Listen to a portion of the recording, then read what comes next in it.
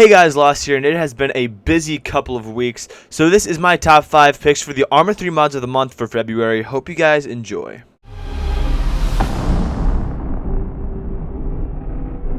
So we're starting off at number 5, and I'll explain here what you're looking at in a second, but I'll first talk about this mod. This is an immersive mod that tweaks a few things in Arma 3. So the mod is called Immersive on the Steam Workshop, and it adds in a couple of different weapon effects. First off, it adds a camera shake when there's explosions nearby and even far away. There's also a little bit of a twitch when somebody is shooting next to you. There's also some recoil that is added, some screen shake when you're firing weapons, so that it seems a little bit more sturdy, a little more strong when you're firing the weapons, and it's not all straight ahead, kind of all on one level like it originally is in Arma. And lastly, it adds some radio blur around the edges of your screen just to add a little bit more effect and some sturdiness to when you're firing weapons. Now, I know what some of you might be thinking, wow, that might get kind of annoying, always having your screen shake like that when you're shooting, but the good thing is you can actually tweak this mod and add and take away what effects you want so that you can make it the way you feel the most comfortable with. By going into your options, game, configure add-ons, you can change all of the things that this mod adds, like taking away the recoil or taking away the radio blur when you're firing weapons. When it comes to my preference and settings, I like to take the radio blur off, the shaking around the edges, and leave the recoil on. That way I can get a sturdy feeling when I'm firing all the weapons that I want, yet it doesn't get annoying, having my vision constantly blurred. Now, leaving you off with this mod, this is just what it looks like firing normal in Arma, just so you can see a quick comparison without having any of the other firing effects on that this mod brings.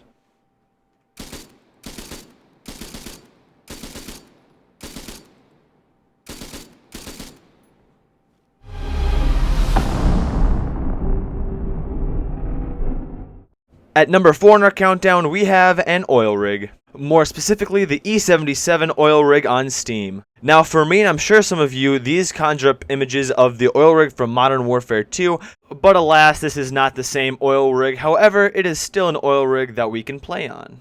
This oil rig consists of 2 multi-legged platforms raised above the ocean.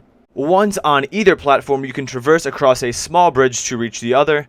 Some of its main features are a helicopter pad on the very top. There's also a radio tower and a pier which you can launch boats from, and you can hop on ships. One thing to note, if you want to access it, it does not simply appear out in the wild once you have it downloaded. You will have to host a server and launch it like you are launching a scenario. Then after that, you can go on and you can explore it as much as you want. It is also editable for you to tweak and fix if you want to make any cool scenarios with it. Overall, the oil rig is extremely well done, with ladders and staircases that lead you to all different sections of the oil rig. There are also, as I'm sure you can see, flames that burn night and day, and in my opinion, the best time to play this map is at night because that is when you will get the full effect of it. By the way, there are 2 versions of this mod. You are looking here at the second and newest version. It is more updated, works a little better, so just keep that in mind if you go looking for it on Steam and you're not sure which one to download.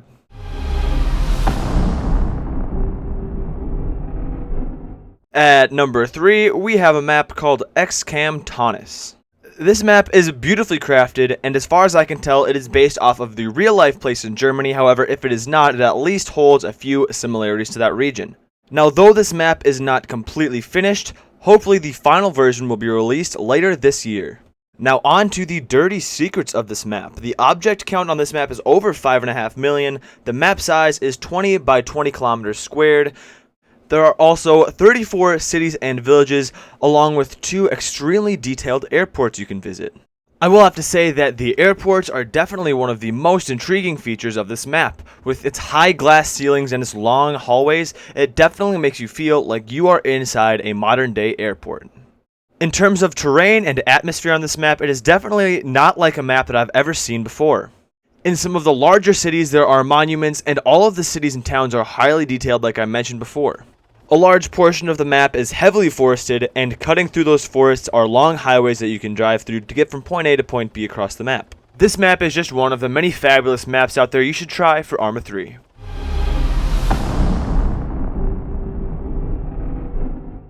Up next, we have the Bundweiser mod, if I am pronouncing that correctly. Now what this mod is a gear and add-on mod. The creators for this mod wanted to add in a few vehicles, but many more weapons and equipment that are going to be used by the German army by the year 2020.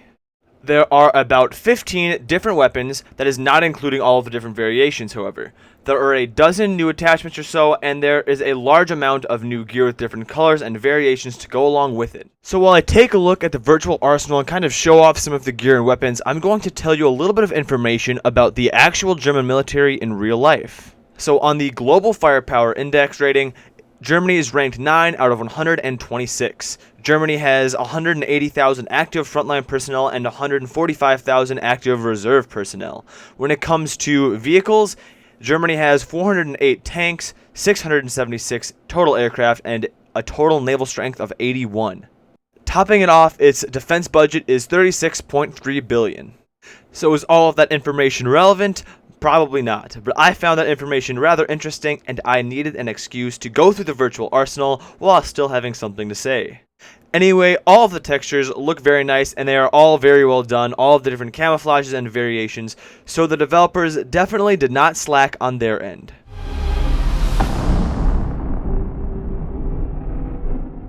So we are at number 1, and if you have watched my channel for a while, then I imagine this name has probably gotten all too familiar.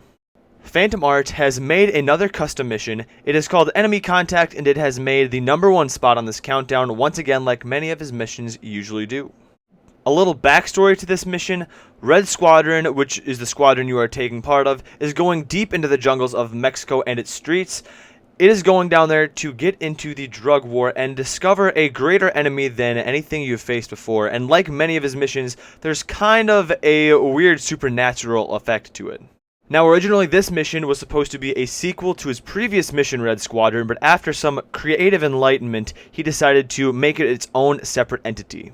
The mission features 4-player co-op, custom music, and custom sound effects. It is also extremely story-driven and has an atmosphere like you will never experience in almost any other mission. Within the mission, there is a virtual arsenal, so if you want to slap on some extra gear mods, by all means go ahead.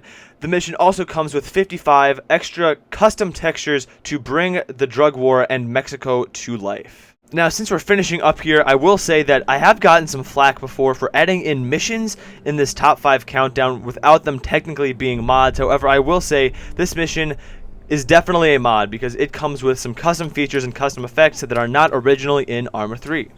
By the way, this footage you are seeing here is just some footage I picked up by myself when I experienced this mod and hopped in for the first time. I do plan on uploading a fuller version later, so stay in tune for that.